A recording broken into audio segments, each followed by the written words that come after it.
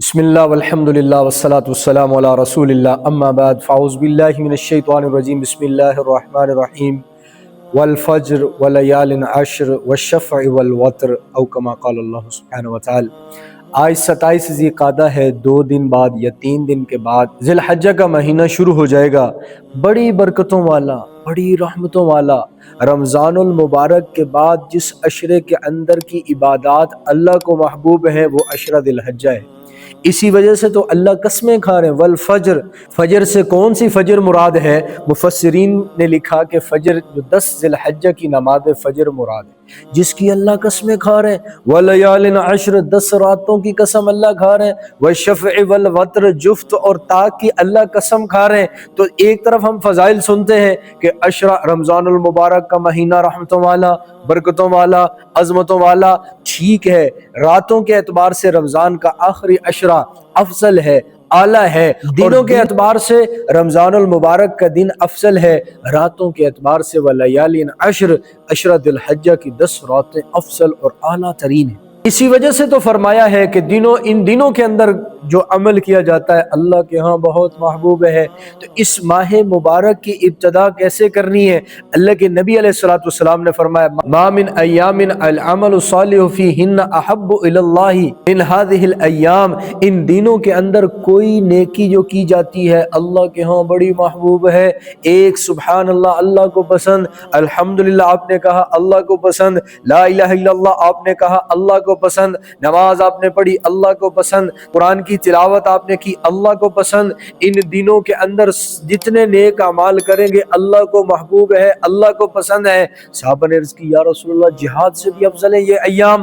آپ نے فرمایا ہاں جہاد سے بھی افضل ہے، مگر وہ بندہ جو اپنی جان اور مال کے ساتھ جہاد میں گیا، شہید ہو گیا، اب شہید کا مقام مرتبہ بڑھ گیا۔ یہ ایام تو بہت اعلیٰ ہیں، مگر افسوس مسلمان ان دنوں کو غفلت میں گزار دیتے ہیں، ضائع کر دیتے ہیں۔ اللہ اپنے بندوں کو بخشنے کے لیے اور اپنے بندوں کے گناہوں کو معاف کرنے کے لیے کبھی رمضان عطا فرماتے ہیں، رمضان کے پہلے 2 عشرے غفلت میں گزر گئے تو اللہ آخری عشرہ عطا فرما رہے ہیں، کبھی نصف شعبان عطا کی جاتی ہے تو کبھی اللہ رب العزت عشرہ ذی الحجہ عطا فرماتے ہیں۔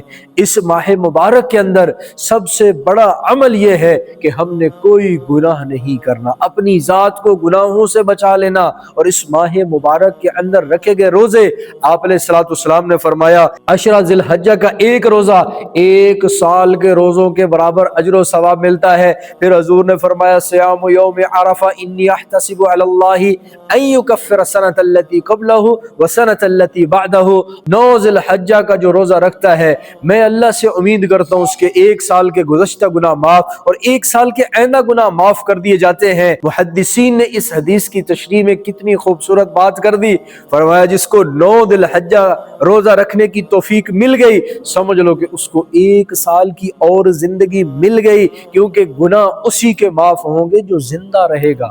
تو 7 کام اس ماہ مبارک کے اندر کرنے، ان 7 باتوں کو اپنے پلے باندھ لیں۔ جیسے ہی ذی الحجہ کا چاند نظر آئے، جس نے قربانی کرنی ہے وہ اپنے بال مت کٹوائے، اپنے جسم کے بال نہ کاٹے، اپنے ناخنوں کو نہ کاٹے، یہ مسنون عمل، یہ مستحب عمل۔ ان ام سلمہ رضی اللہ عنہ نبی صلی اللہ علیہ وسلم اذا رأیتم ہلال ذی الحجہ واراد احدکم ان یضحی، اور تم میں سے جب کوئی ارادہ کر لے قربانی کا، جانور کو اللہ کے نام پر ذبح کرنے کا، فلیمسک عن شعرہ واظفارہ، ام سلمہ فرماتی ہیں حضور نے فرمایا وہ اپنے بالوں کو، ناخنوں کو مت تراشے، کاٹے نہیں۔ 40 دن سے زائد گزر گیا، زیر ناف بال نہیں کاٹے، اب اس کے لیے حرام ہے، جائز نہیں ہے کہ بال نہ کاٹے، اب ضروری ہے زیر ناف بالوں کو ضرور کاٹے۔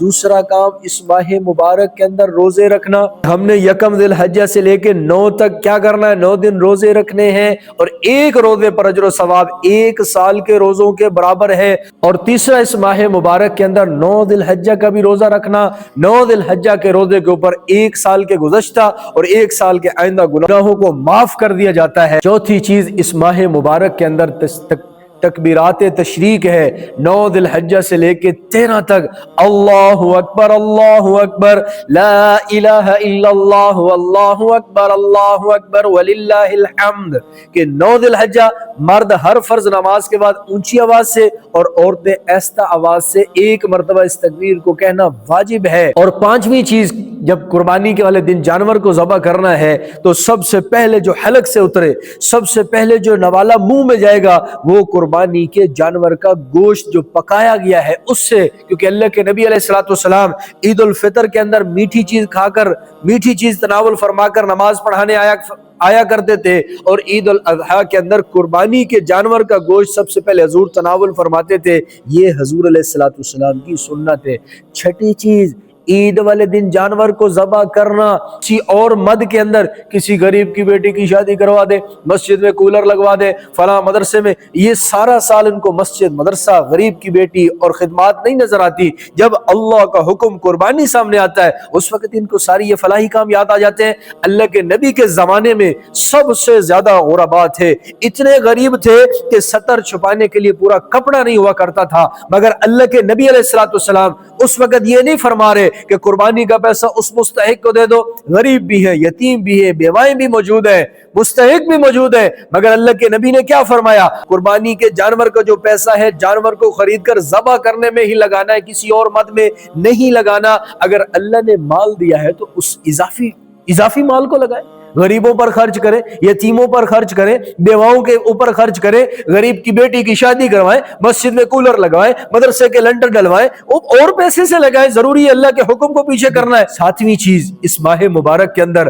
اگر مالدار ہیں، زندگی کے اندر ایک مرتبہ حج آپ پر فرض ہے، اگر آپ حج نہیں کریں گے، مالدار ہو کر اسی حال میں مر گئے، فرمایا یہودی مرے، عیسائی مرے، کوئی پرواہ نہیں، قیامت کے دن پکڑ کر ذریعہ اور سبب بن جائیں گے۔